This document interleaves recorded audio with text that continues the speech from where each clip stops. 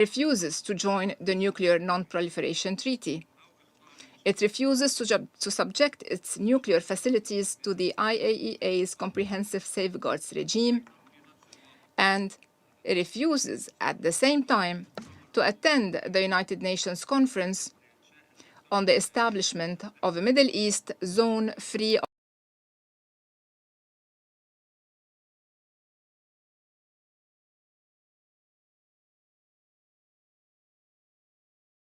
the seventh consecutive year at the United Nations last November, with the active participation of the Islamic Republic of Iran in all its sessions, and with the continued boycott of Israel and one permanent member of this council. This Israeli boycott of this important conference is clear, although the conference seeks to achieve the same goal, which is to eliminate the ambiguous nuclear capabilities, both Israeli and Iranian. And this Israeli stand reflects the fact that Israel wants to remain the only state acquiring ambiguous nuclear capabilities in the Middle East and capable of producing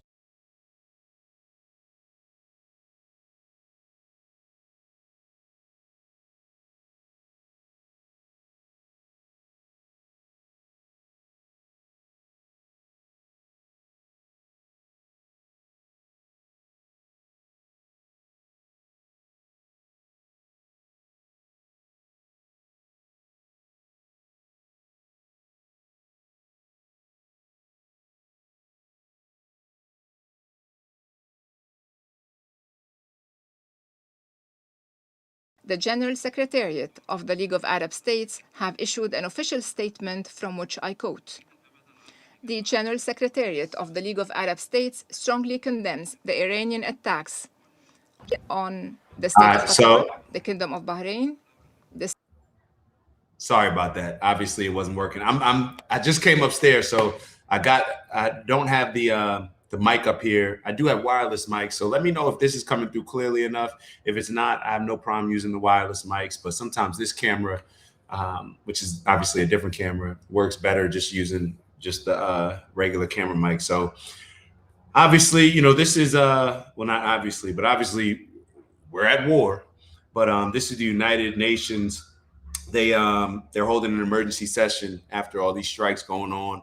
It's been a lot of talk, a lot of Americans that I've been, talking to different friends. They got friends in Dubai, on different trips and all over. This is going to cause a lot of problems. And all it takes, y'all know, not that it takes any more than what's already happening, but let some stuff start happening to Americans who are visiting certain countries and stuff. And then that feeds into everything else, and it's going to escalate and escalate.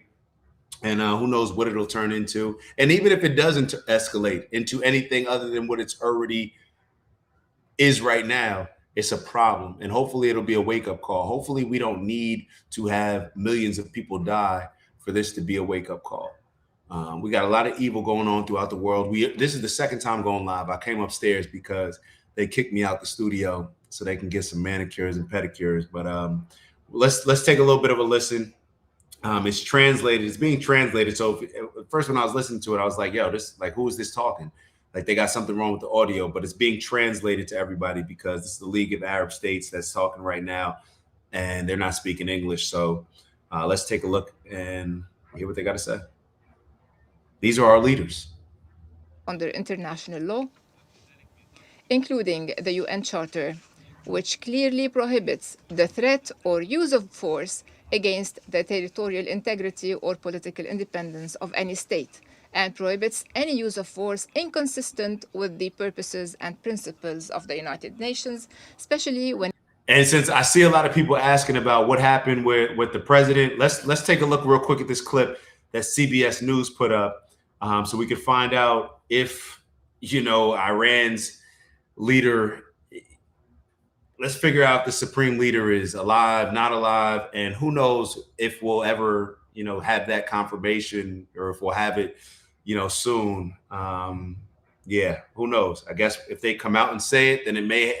We don't know anything. I think that's one thing that we can say that we do know. It's clear that we know nothing. Like, we know nothing. We believe certain things. We have evidence for certain things, but we know nothing. Let's take a look at this clip. All right, we are just right now hearing from President Donald Trump about the death of Iran's supreme leader. Want to read you some of what he posted on Truth Social just moments ago. It says, quote, Khamenei, one of the most evil people in history, is dead.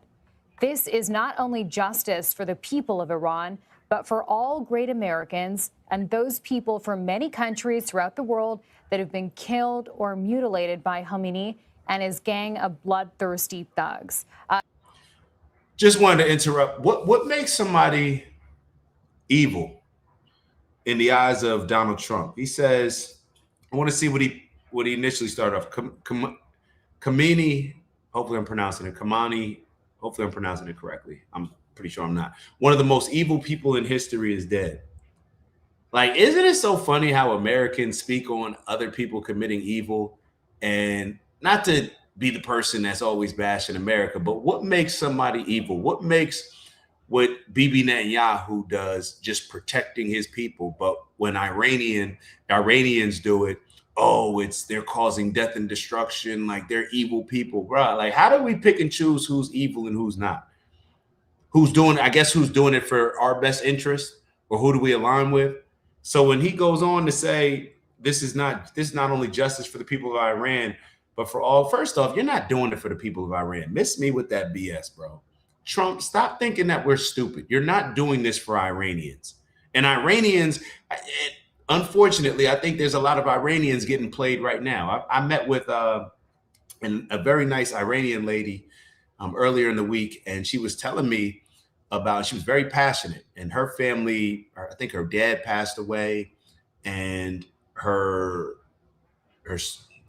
dad passed away. So her energy was, yeah, we need to strike Iran. We need to, whether it's us, Israel. And I'm like, damn, like, people don't even realize sometimes you're so into something, you don't even realize, like, you think solving evil with more evil is going to bring about some sort of justice, some sort of peace. Most people are just trying to get their get back. Most people judge what's good and what's not, or who's evil based on what side they were on. Like, what makes they're Muslims? Is that what it is? That one group is Muslims, the other group are Jewish. So therefore, based on all the propaganda that we've learned growing up in American school systems, where, Ghislaine Maxwell's dad is I put in the last video. I don't think that I wasn't aware of that until recently, but yeah, Ghislaine Maxwell, Epstein's girl, her dad was one of the people that were creating our textbooks, publishing our textbooks. So we understand the indoctrination that we grow up with. We understand right after 9/11 happened that we were all looking funny at anybody looking like they're from the Middle East wearing something on their head. Like, we were looking at you in the airport, like, whoa. We all saw that happen, and we all contributed to it. And we'd be lying if we act like, oh, I didn't look at it like that. All right, cool. You were the only person that didn't. But for all of this, like, Donald Trump, man, this is cornball behavior. Like, Trump, this is cornball behavior. It's evil behavior. It's demonic behavior. Now they're bloodthirsty thugs. So it's so funny when you even think back to JFK. And JFK is known commonly amongst maybe certain pockets of YouTube, certain pockets of influencers, as the last president that challenged Israel. The last president who challenged Israel, the one that was saying that Israel could not have a nuclear weapon. That was JFK. And a lot of people believe that that's what he was ultimately assassinated for. So when you have a president that wanted Israel at that time to have oversight of their nuclear weapons, saying that they could never develop one, but have oversight of their, as their uranium levels and all these things. They were perfect. Israel was given the runaround to JFK, would send people over there to check out their facilities, and they would get the runaround, and they would report this back to JFK, and there was a intense back and forth. These are the same things that the Iranians have agreed to. Like, from an Iranian standpoint, why would I give up my missiles? Like, that would be the silliest thing to do. So what do they have to do? They have to convince us that Iranians are evil, that all their leadership is evil, all this. But then when you look at America and the things that we've done to preserve America, like, Think about all the evil that we created around the world.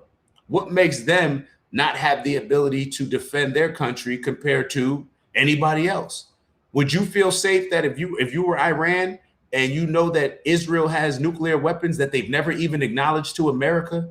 Because isn't there a rule? There's something, somebody tell me in the group chat, isn't there a rule that America cannot support certain countries that are not in that nuclear deal? What's the nuclear deal? Somebody in the group chat. Like if you're not in that nuclear deal and you have a nuclear weapon, like America can't support you. There's some type of rule there, but whatever. Israel has never really acknowledged that they have a nuclear weapon. And it's just funny to me how Iran is abiding by the things that they agreed upon with America, whether it was in 2015 when Trump decided to get rid of what Barack Obama negotiated and say, no, we're not agreeing to that. It seems like now looking back, he's always done Israel's bidding. That's what it seems like to me. So when they try to paint Iran in this, oh my God, people are getting killed in the streets. Yeah, could you imagine the propaganda that's being fed to other countries when George Floyd dies or when Charlie Kirk is killed or when our president is shot in the ear, whether that really happened or not? Like, so we have to understand that a lot of the things that we're receiving, the stories on what's going on with Iran, it's propaganda. It's propaganda. I'm not saying that it's all fake. I'm not saying, but it is propaganda. It is given to us in a way in order to get us to believe something. How do we know that? Well, why else would they feel the need to censor a lot of the things that are being put out on a lot of the different platforms, whether it's Meta, whether it's X, whether it's YouTube? When people are putting their real images, real videos of what's going on, the death and destruction of Palestine, right? Palestinians.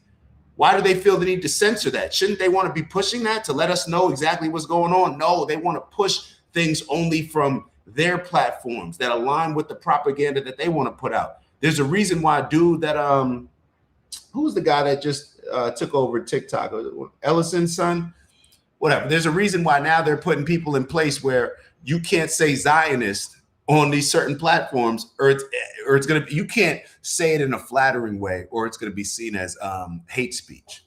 The word Zionist. We're seeing how people,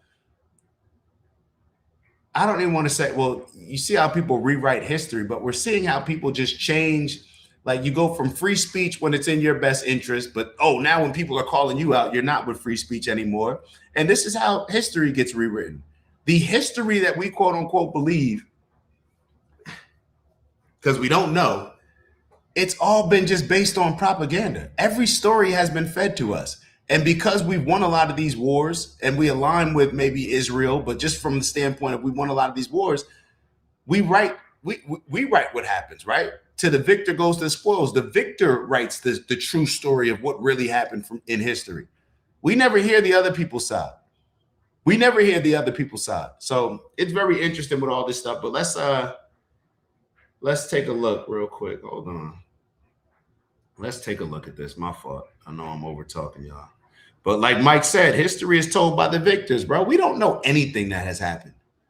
We don't know anything that has happened. They always give us stories here and there. Like a lot of these stories don't make sense. And we just agree. We just accept them.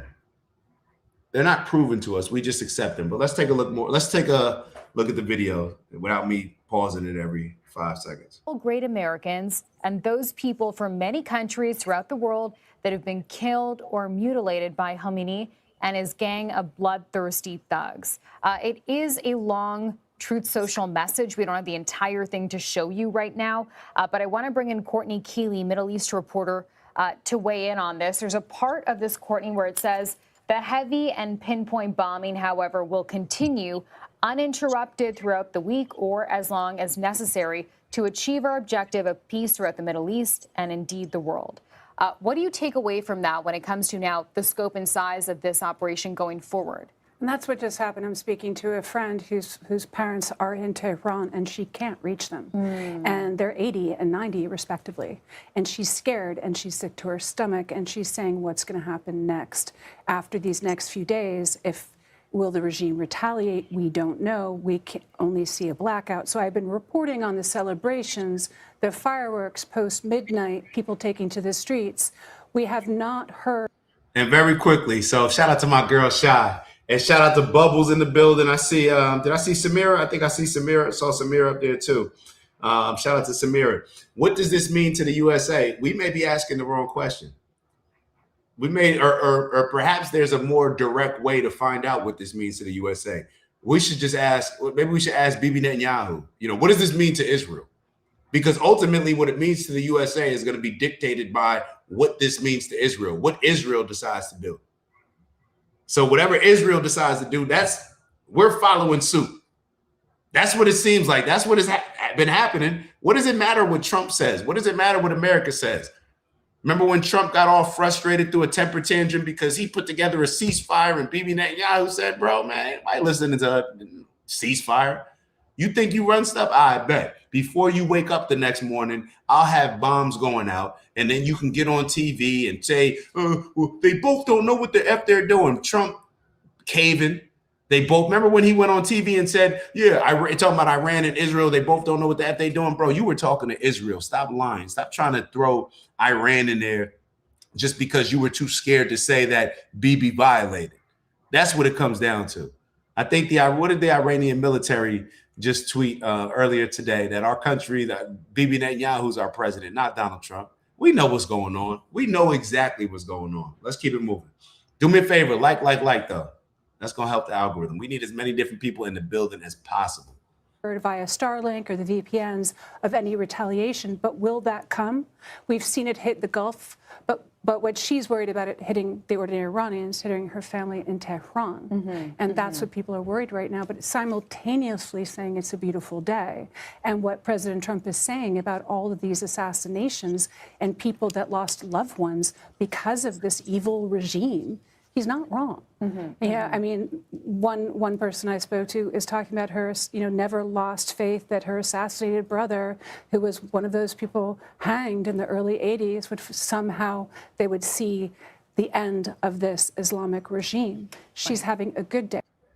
It's so, I don't mean to be disrespectful, and this is an observation. This is not my thoughts. These are not my thoughts, but in the words of Rico and Paid in Full, niggas get shot every day, B. Now, what do I mean by that? They're trying to bring up all these stories about certain people that the Iranian leaders killed, which were horrible things, let's say. I don't know anything about them, but if they happen, it's a horrible thing. But you're trying to bring this up to get some sort of compassion. Why don't you bring about some of the people that Bibi Netanyahu killed? Why don't you talk about some of the people that Americans have killed? But you got to villainize a certain group of people because none of us know. I don't know what's going on with Iran. I don't know what the weather is like out there. I don't know anything about Iran. I don't know anything about it. But I know that they're trying to convince me that it's okay to kill certain people based on them being the bad guys.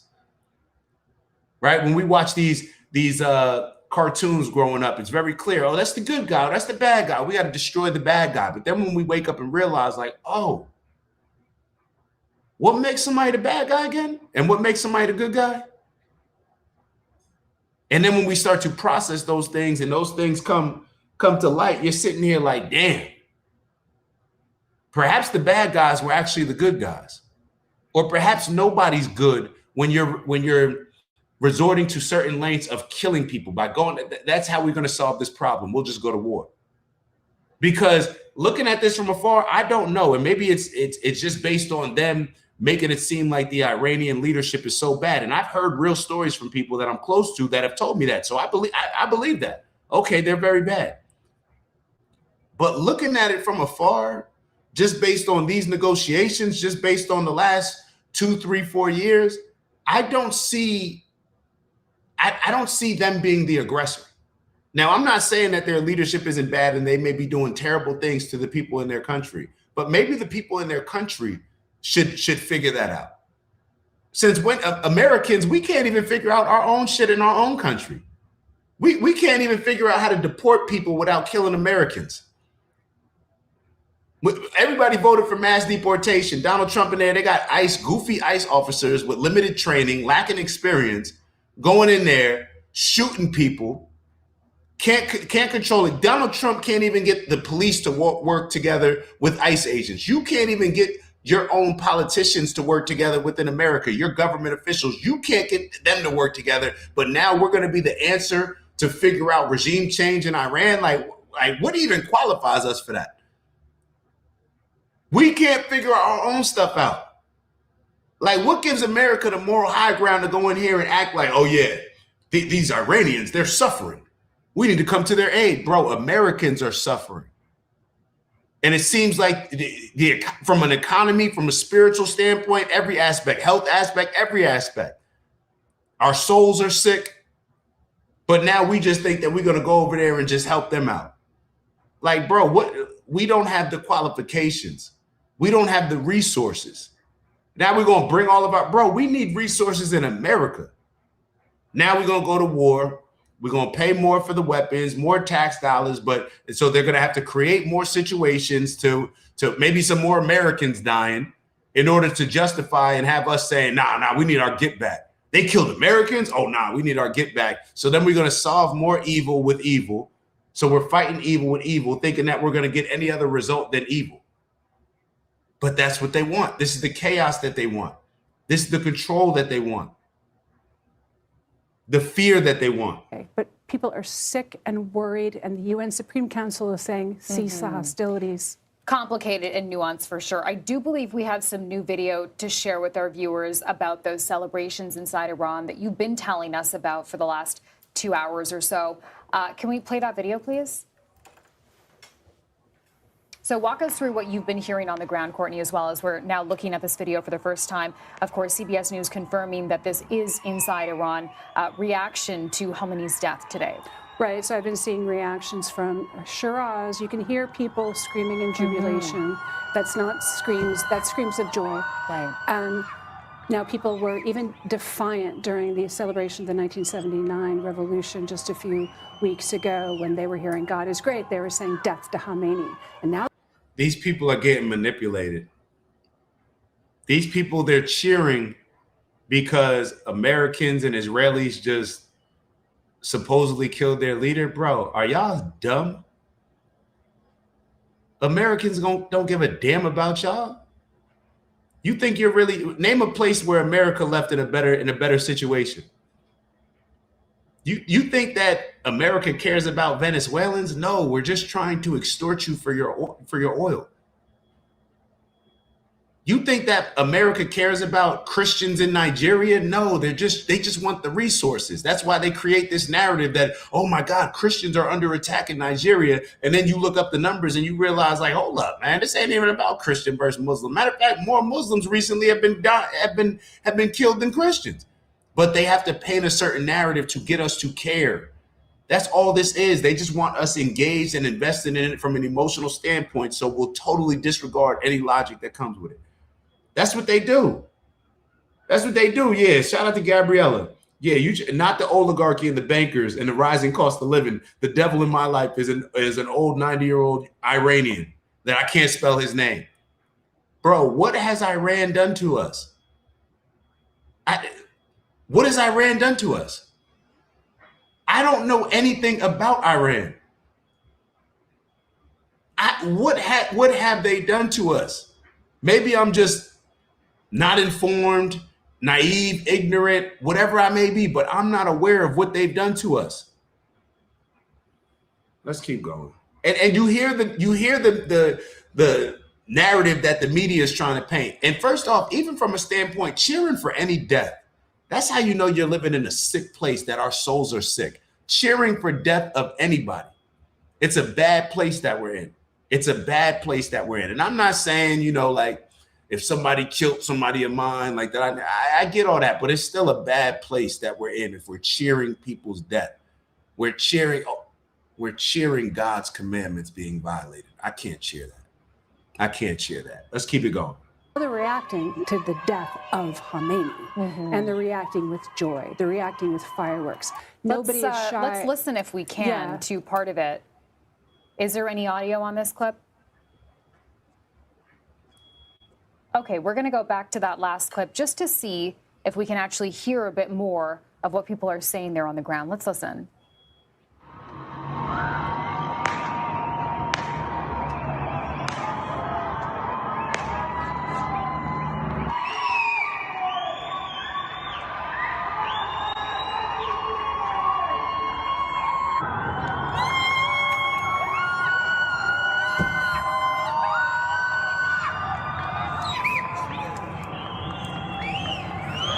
So, Corin, obviously hard to distinguish actual words and language this hour, but clearly those are screams of joy. Right, you're hearing whistles, clapping, screams in jubilation, not in pain. And this is happening not just in Tehran, but in other major cities and across the country. We've seen videos of that despite there being a blackout, like I said, for loved ones trying to reach their families back at home. Okay, also want to ask you about another thread from this Truth Social post that we just saw from the president. There is a part where he says, we're hearing that many of the IRGC military and other security and police forces no longer want to fight and are looking for immunity from us. It goes on to say, as I said last night, now they can have immunity. They no longer want to fight. Like, did they ever say that they wanted to fight in the first place, or am I missing out? Like, I didn't get oh, you talking about when Bibi Netanyahu said they call us the big devils or big Satan. They call us little Satan. Like, bro, like, we really allowing Bibi Netanyahu and Israel to control America. Like, it just, you ever just look at one of your big homies or like somebody that you looked up to or held in high regards, maybe your parents, I don't know, and they just do something, like, you just realize, like, damn, they're not as powerful as I thought. Like, damn, like, it's almost like when somebody else walks in the room, like the big boss walks in the room, you start looking at your boss like, hold up. All this time, I thought you had that big boss energy, but then when the actual big boss, America, I thought was the big boss. I thought the people that we don't know behind the scenes, the oligarchs, America's big homies, I thought that they were bigger than Israel's big homies, but now we're just realizing, like, oh, whole time, and maybe I didn't necessarily think. I'm trying to think. When did I realize? When did I realize that Israel? How old were you when 9/11 happened? Right? Or where were you when 9/11? Where were you when you realized that Israel runs our government? Like, it's almost like one of those things where it's like, damn, where was I? I remember when I was, sitting at the and I realized, like, damn, Bibi Netanyahu. This is bad, man. This is bad. This is bad. And I saw a couple of people ask, do I really think that what do y'all? Do y'all really think that he was killed? Do y'all not? It doesn't, I would say that it doesn't even matter. Like, we may never know. We may never know. It does. This is just dark. Let me ask y'all this. Does this weigh heavy on y'all? When y'all see something like this happen, does this weigh heavy on y'all? Or do you just look at it like, this over there, I ain't even really worried about it. If it comes to America, then I'll actually worry about it. But does this just weigh heavy on your soul when you see what's going on? Like, do you feel bad? Do you have something like in your heart that just thickens up or something like that? I'm telling y'all, that was the experience that I had earlier today. When I found out, when I looked on my phone, and I was sitting there and I was like, hold up. We're already at war, and I was seeing the strikes happen. I'm just like, damn. It was hard. I had to do a whole Nick review. I was like, damn, it's going to be hard to do this review. Matter of fact, I spent the whole review. I ain't even talking about what he's talking about. I just was talking about these strikes. This is weighing heavy on us. And perhaps it's something that needs to weigh heavy on us for us to realize that if not us, then who, right? Everybody's looking to the side to see somebody else do something. If not us, then who? It's like those studies that they've done studies where it's like if you're in the room with somebody else or you're on the street and it's just you and somebody else and somebody falls and there's nobody around, then you'll help that person. But if there's a whole bunch of people around, then everybody's looking for somebody else to think that they're going to help out. What are we going to do? Yeah, maybe I'm crazy. I may be a little crazy. Matter of fact, I hope I get to a point where I do get labeled as crazy, because all my heroes at some point were labeled as crazy. And I'm sure Jesus was labeled as crazy, right? So hopefully it will be an honor. But I'm crazy enough to believe, at least when I saw this, I'm like, yo, what am I going to do? Like, that was the energy I'm looking at this. I'm like, all right, what am I gonna do? Like, it's like I could save the world, right? Like any of us could just say, but if all of us think that, then maybe we can make a change. Because that's what they convince us. They convince us where it's like, even if you get pissed off, you're never going to get pissed off to the point where you also believe that there's something that you can do to solve whatever it is that you're pissed off about. It's like at most they'll just, go. That's why they have political parties that have to be pretty radical, right? They can't just have one. They got to have two opposing views. And then it's only two so they can control it easier. But they, at most, if they get pissed off, then they'll just join the Democrats. They'll just join the Republicans. But they'll never actually think to themselves, there's something that I can do to change this. If enough of us thought like, nah, what am I going to do? How are we going to figure this out? We got a problem going on with humanity. What did what's the saying? Isn't there a saying like a threat to democracy anywhere is a threat to democracy everywhere? I don't know if that's actually the saying, but what about a threat to our peace anywhere is a threat to peace everywhere? I think that's the energy that a lot of us need to embrace and adopt, because if we don't, we just gonna be pawns sitting back as the world just destroys itself, as these elites have their peeing contest and use us as exposable pawns in this battle. Then we're just gonna keep landing in the same spot, in a very bad place. Well, we're sitting back like, oh my God, well, there's nothing that I can do now. What are we going to do? We got 49 people in the building. What can 49 people do if each one of us talks to 49 people, shifts the energy, and then those each 49, they start. That's how things compound. That's how movements are created. That's how a spiritual awakening can be created, because that's deep down what we need. Instead of picking sides, who you supporting? Iran? Are you pro Iran or are you pro it, bro? I'm pro human. I'm pro humanity. I heard some noise in the background. Oh, that's the washing machine. Sounds crazy. But I'm pro humanity. We're not rooting for this. It's not a Super Bowl game. Oh, I'm pro Israel. I'm pro Palestine. Bro, I'm pro humanity. I'm pro humanity. So that gives me the ability to call out the BS on whatever side that's committing it. That's why I lean more into calling out the BS that Israel's doing.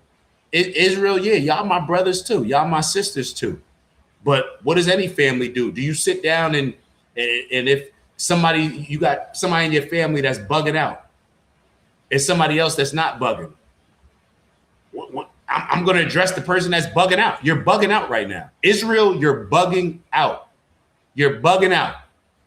And it's gotten out of hand. It's been out of hand for a very long time. And because no Americans speak out on it, and we've just gone along with it, they continue to get more and more power to commit more and more atrocities, to have us brainwashed more and more, to be complicit in all of these demonic things that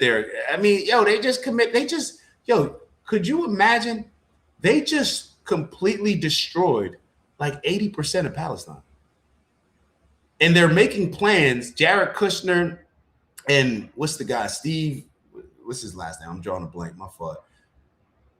They've been constructing a plan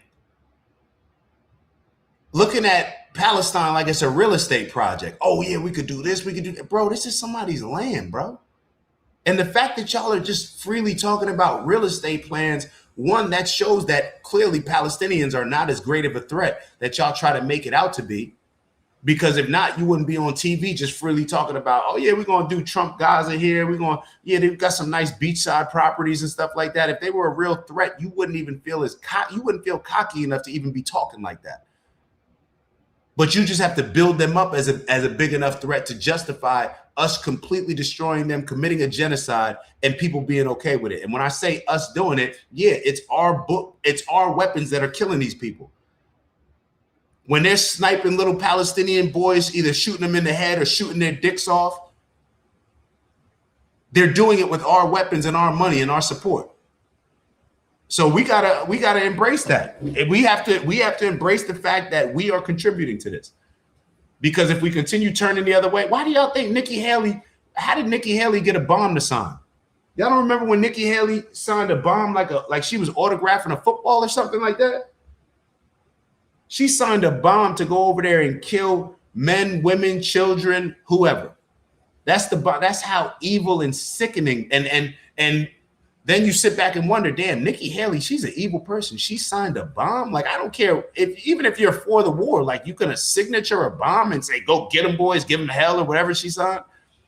That's a sick, evil person. So how does that sick, evil person raise all that money? All those donors. Y'all remember Nikki Haley? She had the big bag. She had the big bag that Trump needed to have, and Trump probably couldn't get without Nikki Haley, without saying certain things that he would do for a certain population of people. Bro, you don't give somebody $250 million and expect them to not work for you. Just think about the things that we do on an everyday basis for a lot less than $250 million. You got to come to work on time. You got to be back from lunch after your little 30-minute break. You got to run. You breaking your neck to get back in time. You breaking your neck to get to work. You're miserable. You got to sit around with people. People's breath stink. You got to be around them every day. They're bad hygiene. You can't stand these people. They're annoying. All this stuff because you have to for maybe $20, $30, $40 an hour. So you think Donald Trump's going to get $250 million and those people that give him that expect anything other than him to work for that money? Come on, man. This is, we know what's going on. We know exactly what's going on. Let's keep going with this. Later, they only get death. Hopefully, the IRGC and police will peacefully merge with the Iranian patriots and work together as a unit to bring back the country to the greatness it deserves. That process should soon be starting, and that not only the death of Khamenei, but the country has been in only one day very much destroyed, even obliterated, end quote. So a couple of things here, but this idea that the IRGC and police will now peacefully merge with civilians, is that possible? That's the million-dollar question or the billion-dollar question. And I can tell you that in June, the Israeli strikes before the U.S. strike on Natanz and Fordo and Isfahan took out the top leadership of the Iranian Revolutionary Guard. Then they were replaced. Now the top commander of the Iranian Revolutionary Guard that was appointed after June is now dead. I'm seeing that like the tens of leadership dead. It's not just a Khamenei. It's not just one of his top advisors. It's also people that were heads of the Iranian Revolutionary Guard and the army. Right. And the important thing about this is after June, we never saw fractionalization or fissures between the armed forces, between the Iranian Revolutionary Guard or the Basij. They didn't take off their uniforms or take off their, or just slip off into the night like they did in Syria when Assad fell, like some of the Iraqi soldiers did when they just said, I'm done. And but you are seeing with the top leadership, there's a level of corruption that many would say was obscene with the money that they were making off the backs of Iranians and being billionaires. Some of these people in June that came in are like the managers of the factory as opposed to the top guys up in the executive offices. Okay. And they're like, are they they haven't made any money. They've been under this oppression, or do they still believe in the cause? Right. Will they, and the ordinary rank and file say, we're done here? Or you know what we're realizing? Or, seeing, I don't know if people are realizing it, but maybe people have always realized it. But all these mainstream news outlets, they know who butters their biscuit. They know who butters their biscuit. I don't think that we'll see even people that hate Trump. A lot of these mainstream news outlets, we may not even hear them be as critical of this as we thought. And maybe this is why a lot of these presidents start wars. I remember with 9/11, when George Bush, I don't think he had a high favorability rating, but then right after 9/11, what did we do? We banded together. Now, a lot of that could be based on, okay, the country's at war, so therefore we need to come together. But what I wish that I could go back, because I wasn't paying attention to the news at that time. I was a freshman in high school. But if I could go back, I would love to listen to what the news outlets were saying at that time. And what I mean is that, and 9/11 is obviously different. because that was more of an attack on us. But I believe that the mainstream news outlets shape a lot of the narrative and how we receive the narrative. So let me just use this example. Let me not even use that example. But now if these news outlets are coming out and they're not saying, what are we even going to war with Iran for? This has nothing to do with us. This is a Trump thing. This is not a us thing. This is a Trump thing based on a Israel thing. This has nothing to do with us. Like I don't wake up and feel any threat from Iran. Now I do. Matter of fact, now I do. But if the news outlets were calling that type of stuff out, maybe we wouldn't be as united on these things. Maybe we would sit up and say like, yo, why are we doing this? What does this have to do with anything? And what I'm glad about, which wasn't the case when it came to 9/11, which is now we have a lot of independent platforms. People can jump up, just like I went on live today. There's a lot of influential people, big influencers that are able to ask those questions that the mainstream news outlets are so scared to ask. Because just like they do and say what their bosses tell them to say, just like we do on our jobs, they do the same thing. They do the same thing. So we can't, I know that especially our parents' generation, they taught us, or they grew up thinking that you could just believe whatever said on the news. Somebody has on a suit and tie, like, yeah, why would they wouldn't lie. It's my favorite news anchor. Like, why would he lie to me? Well, because his boss is paying him to form whatever narrative fits what the people that pay all of their salaries want them to put out. That's how it goes. This is not anything other than that. Let me see, man. What's going on, Puff Pass? My fault. Let me move to the bottom a little bit. So Incognito, shout out to Incognito in the building. Incognito said day before 9/11, they said 2.7 trillion in defense spending was missing. Wow. Wow, is that a fact? And then as soon as that happened, we all forget, right? Damn, 2.7? Bubble said, can't trust the mainstream media, too much nonsense. That's a fact. Yeah, and I'm just playing it for this reason. I'm playing it for this reason. So my apologies if I'm not playing. Let me make this very clear. Anytime I play mainstream media, it's not to support their narrative. It's not to even get information. It's important to understand the narrative that they're trying to push. Because I'll be real, whenever they're pushing something, it automatically makes me look at the opposite now. So I want to know what mainstream media, what is my enemy? What are they trying to get me to believe? I want to know that. So therefore I can understand how to properly think and certain questions that may come up. And maybe if I'm looking for answers or something like that, at least I know where not to look. If they're trying to tell me, hey, look over here, then clearly, nah, I'm looking over there. If they're trying to tell me, yo, look over here, I'm trying to look over there. So it may be important for us to understand what mainstream news is putting out, even though it irks all of us. These people are the phoniest, sickest people of them all. They know damn well that their job is pushing out things to the people that they know is corrupt, that they know is only to push a certain narrative. They know. These people aren't ignorant. They're actors. These news, they're just actors. So just like you don't watch a movie and get mad that person played a terrible role. Like there's been certain people. I remember when Sanaa Lathan, there's a movie called The Family That Prays. I think it's a Tyler Perry movie. And it's not like a Medea Tyler Perry movie, but I think it's a Tyler Perry. I mean, whatever. It's called The Family That Prays, and Sanaa Lathan is in there. And after that movie, like I can remember watching that movie, and I was sitting even in the movie theater with Maya, and I'm like getting angry at her, like, and I did not like Sanaa Lathan after that movie. But that's a rarity, you know what I'm saying? But that's how it is. Like you don't watch a movie and get mad, like, oh, that's a bad person. They were just playing a role. It's the same thing with these news anchors. Now I will get mad at them because at least when we go to the movies, we know they're playing a role. When we turn on the news, we don't know that. So think about for how long our parents just accepted everything that was being pushed on the news. And it was really just no different than a movie. It was just putting together a certain narrative.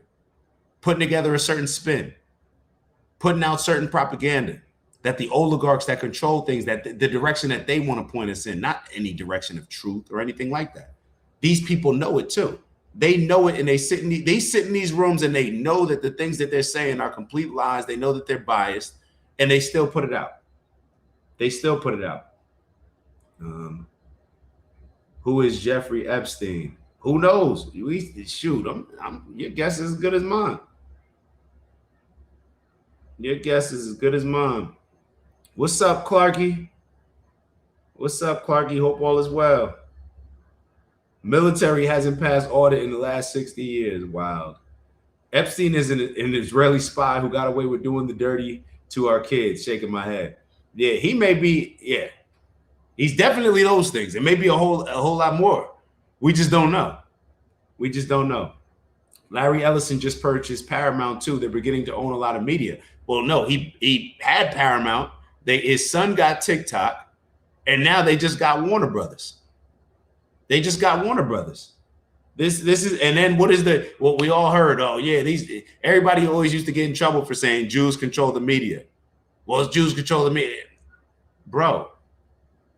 I'm just saying what's in front of me. Like, if the sky is blue, do you get mad at me for saying the sky is blue? I don't know. Like, it's happening. We're seeing it happen, and these people are trying to act like it's not happening.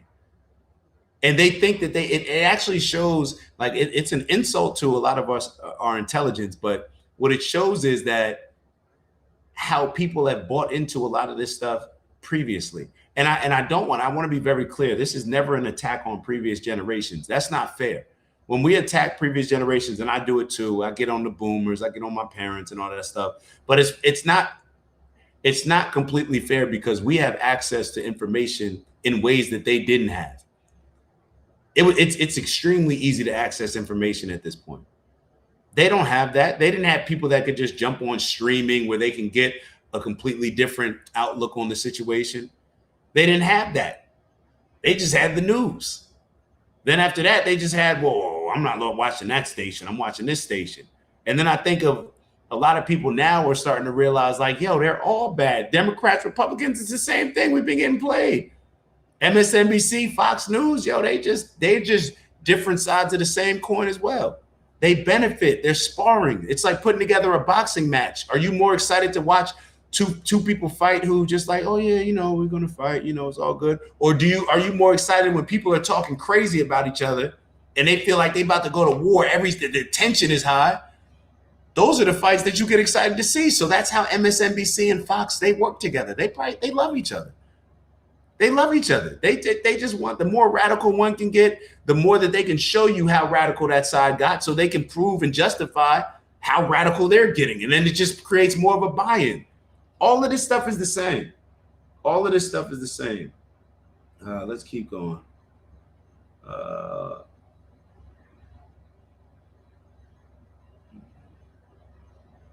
Birds of a feather. I agree, Bose. Different sides of the same shekel. Yeah, man. It's wild. It's but we're not gonna get discouraged. We're not gonna get discouraged. And even though at times we may get overwhelmed, because this stuff is overwhelming. This stuff is overwhelming, and it should be overwhelming. I'm more concerned with the people that just can go through life and not even acknowledge this. Like, that may be seen as something like, that's a coping mechanism. That's what that is.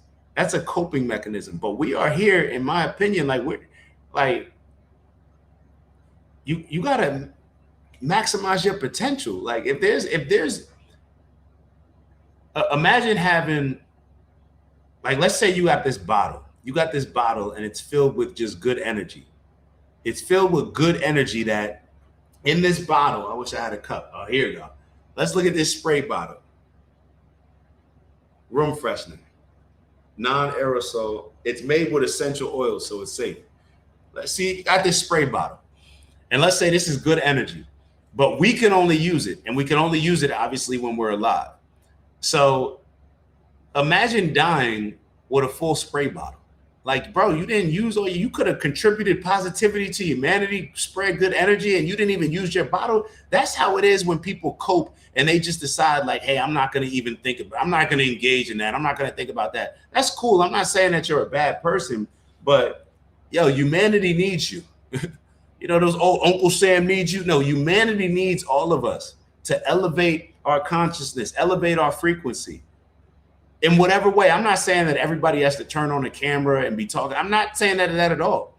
I saw some post the other day, and I think I shared it on one of our live shows, where they were saying that if just 1% of humanity decides to meditate, the change that would bring about. Maybe that commitment is to like, yo, I'm going to start meditating, and I'm going to, you know, start maybe some meditation circles. And when I say meditation circles, I'm not saying you got to meditate with other people, but, you know, maybe just some, you know, you're encouraging your mother to meditate, your dad to meditate, your brother to meditate, your sister to meditate, things of that nature. But we have to figure out with intention, what are we doing to contribute some positivity, some good to humanity? Because the devil is always thinking about what he or she can do. And is that sexist? Because we only refer to God as he, but then we refer to the devil as he or she. See, I caught myself. That was sexist, bro. That was something, bro. If you're going to refer to the devil as he or she, then maybe refer to God as he or she. Oh, now I got a moth in here. Let me close this door.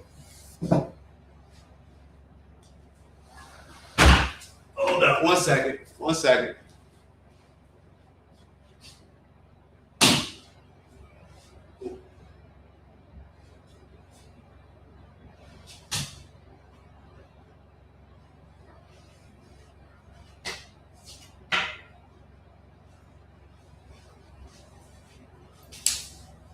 All right, my bad. I should have used the cup, man.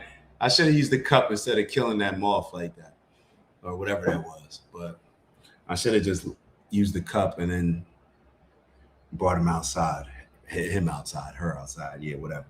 All right, man. Y'all, nah, you're not slow, Shy. You're not slow. None of us know what's going on. Let's be clear. Let's what did they say on Clubhouse? Let's reset the room. Let's reset the room. Nobody knows what's going on. We're all lost. We're all getting played. We're all getting manipulated. And the people that probably don't think that they're getting manipulated are probably the ones getting manipulated the most. And or maybe you are one of those ones that has figured it out. I'm not gonna just say that everybody's being manipulated. But I know that I've been manipulated in a lot of this stuff, you know, and me understanding that I've been manipulated allowed me to move in a different direction. But maybe people just haven't figured out. Oh, yeah. Bubbles is like, yeah, USA bombed Iran. So many layers. That's the thing. There's so many layers and rabbit holes to all this stuff. And it's really, you always hear that saying, like, the more you learn, the more you realize that you don't know. Like, that's really how it is. The more, I'll give you an example. My buddy, he just texted me. He texted me about this guy named, I said it on the last stream, but I didn't get too much into it. About this book called The False Prophet, and this guy, Rabbi Meir Kahane, I don't know his name. This is the book. This is what it looks like. He was talking about this dude. So I started looking him up. And initially, that's what I went on live. I was going to review a couple of videos about him. And because I read an article about him. And this stuff is wild, bro. If you really sit back and think about how people really view the world, and how there's people on this planet that really do believe that they are God's chosen people, and that they can, that you can do certain things that you would never allow somebody else to do to you. Like, think about it. That's a wild mindset. That's why my religion is the golden rule. Treat others the way I want to be treated. Because we are egotistical, selfish beings. We know how we want to be treated. We may not know how to treat other people, but we know damn well how we want to be treated. Even though we sometimes accept less than, especially when it comes to relationships or work. You know, yeah, I'm not, but we know how we want to be treated, right? I think, maybe not. Like I said, who knows? We don't know anything, but I think I know. I think I have a feeling, somewhat of an inkling of how I want to be treated. So that's why I always look at that golden rule: treat others the way that we want to be treated. Because everything else, it just seems like it creates a superiority factor where, oh, well, this is my religion, so anybody else who's not the same religion, I look at y'all as less than. Or this is the way that I look at this, so therefore anybody else who looks at it differently, nah, this is my golden rule. Just treating others the way I want to be treated. I don't want nobody messing with me. I don't want to mess with anybody. I don't want to put any negativity in anybody's life. I don't want anybody doing it to me. Do I mess up? Of course. Of course. But understanding and acknowledging that it is a mess up, like that may be a step number one, right? The first step is admitting. Isn't that the thing? So there's a lot of layers to this, a lot of rabbit holes. Who knows where all this is going to end up? Solomon worshiped demons. How is that supposed to fit in with Christianity? Yeah, I spent a lot of time on Incognito. Hey, he gonna take me there. I was gonna say I spent a lot of time talking on this initial live that we went on, which is a little bit before this. But Incognito wrote, the Old Testament clearly does not belong in our Bible, and it was only left there to hang it over our head that these people are chosen when they're not. That is a fact, yo. If you believe that God chose a certain group of people, I don't know what type of God you rocking with. But if you think that a God chose a certain, like, that's bad parenting. That's bad parenting. That's what that is.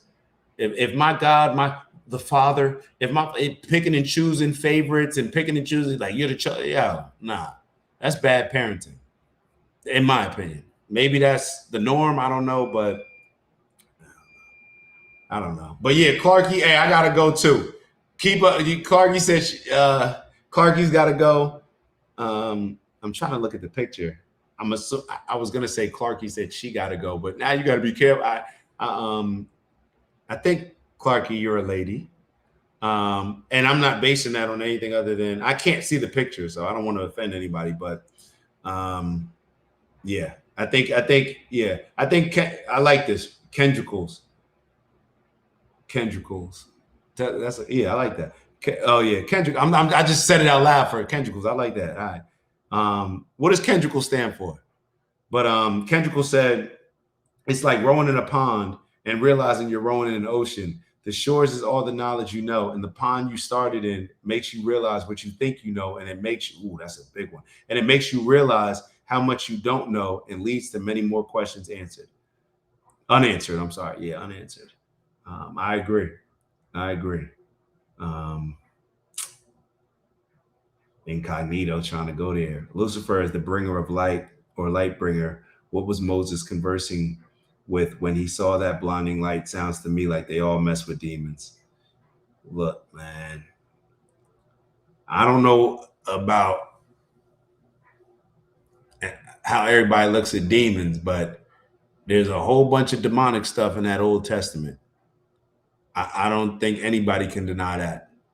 Now, you can make whatever rationale you want, but you still got to acknowledge that there's a whole bunch of demonic things. So do me a favor. We're going to get out of here. So, yo, for y'all that don't typically watch our live, hold on. Don't leave. Matter of fact, hit the like button. We got something that's very important for y'all. Very important, I promise. I promise you it's very important. We typically don't close out a live without doing some breath work. This is what we do. So if you ever catch us on live, we always try. This was a little bit different. Those are typically our live shows. Today, I just felt like a streamer. I felt like today, yo, I'm gonna just be streaming. I had no plan. Usually I got a whole script to go off of, but we're gonna talk about this topic. And even though it never holds true to the script, but at least I had a plan. Today it was just like, yo, we're gonna learn together. So this is what we do, and I think it's very important that we all start embracing. I mentioned before what the breath work and meditation can do. A lot of us don't typically think about our breathing, don't think about meditating, all these things, how they impact us.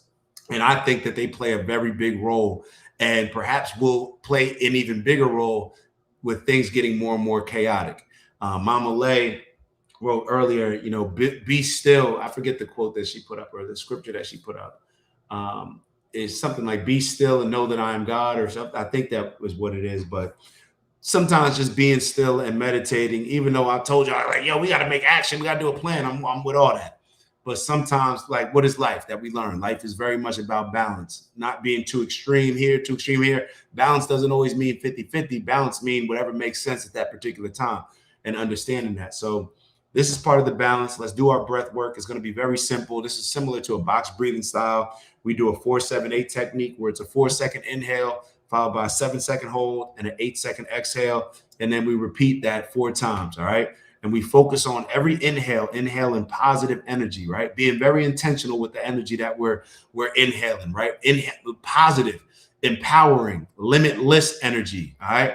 And then on the exhale, we're getting rid of any negative energy, anything holding us back, anything that's getting in the way of us being the best version of ourselves and just being a good person. Like I know what is good, what is bad, but just being a decent person. Like, can we just start there? So, or matter of fact, that's not even the energy that we strive for. Well, think on that exhale, get rid of any energy holding you back from being an amazing person, like accomplishing all your goals, aiming for the fences, all those different things. Just you maximizing your potential, living in your purpose, striving for that purposeful abundance. So without further ado, you can close your eyes. I like to close my eyes and just follow the noise of the yellow dot. And, you know, it's going to be, like I said, an inhale. And on the first ones, you could look at it, but I like to just follow the noise and just be very much locked in. So without further ado, I'm not going to keep talking your ear off. Let's get into it. Let's, it should start. We're going to start on an inhale. I'm going to reset this so we can hear that, refresh this so we can hear that first bell, but we'll begin now. Wait, hold on. I had a volume on. We'll begin now.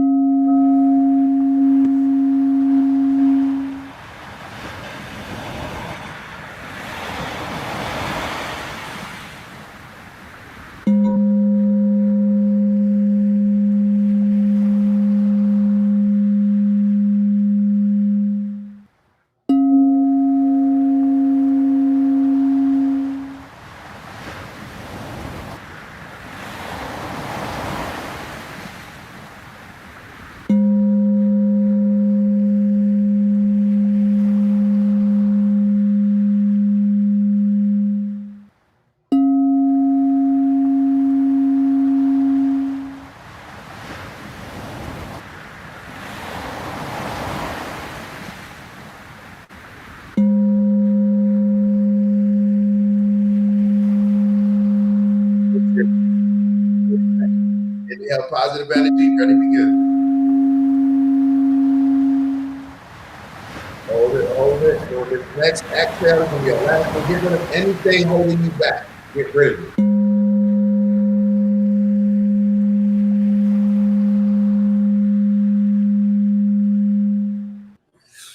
All right, man. Y'all know what we come here to do. Some of y'all that just tuned in with us the first time, y'all may not know what we come here to do. But what we come here to do is elevate on purpose, both from an intentional standpoint, as well as raising our standards to become the best leaders, followers, playing whatever role is necessary at that time to play in order to achieve this overall goal. All right.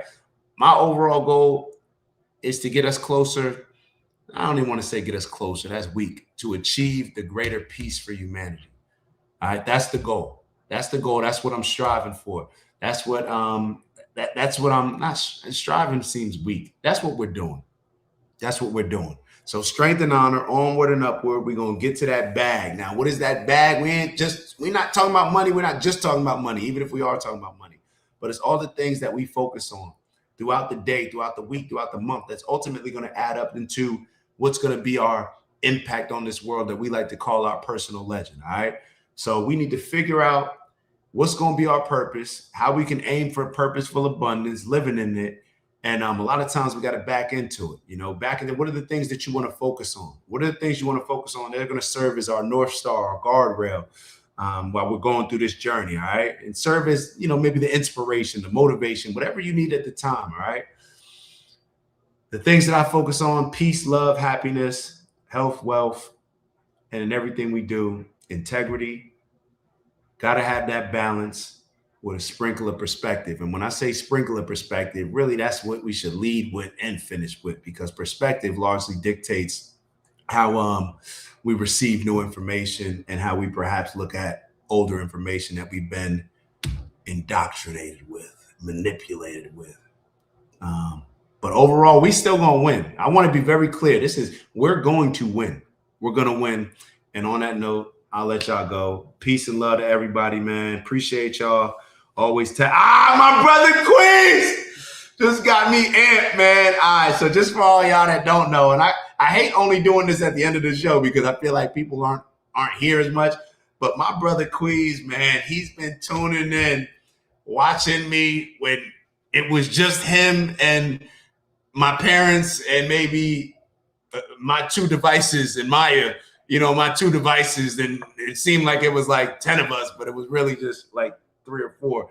But this is my brother, man. If y'all got some good people in your life, and it gives me goosebumps. Look at the goosebumps. I don't know if y'all can, you see the goosebumps. You saw the goosebumps. It gives me goosebumps when I think of my brother Queez because, bro, man, not everybody has friends like that you've known for over 35 plus years or whatever it may be, 30 plus years. And, you could just rely on people. You could lock in, not having no yes men friends, but people that you can debate with, share ideas. It used to be more debating. Now it's just sharing ideas and really just grow. Because when you got the same intention to grow and to build, bro, we're not debating. We're just trying to figure this out. We have one person may have one way, another person may have another way, but we're just trying to figure this out. So whatever we end up deciding, we all in regardless. So even my coach used to have a saying, we all wrong, we all right. If we're all wrong, but we on the same page, we'll be all right. We'll be all right. But when we right, then we really right, So I appreciate you, Queez. Love you, brother. That's forever, man. Forever stuff. Sometimes you find your forever friends, your forever brothers later on in life, and sometimes those your ones that been with you since you were a little kid. So I'm very fortunate to have that, man. So appreciate y'all. And the main thing I want to start off when I got excited is because Queez left the fire emojis. Queez been putting the fire. Queez puts that at the end of all of our shows, man. So he's been doing this for 3-4 years. So for all y'all that just tapping in for the first time, make sure y'all make sure y'all subscribe, man. We like to keep these conversations very engaging.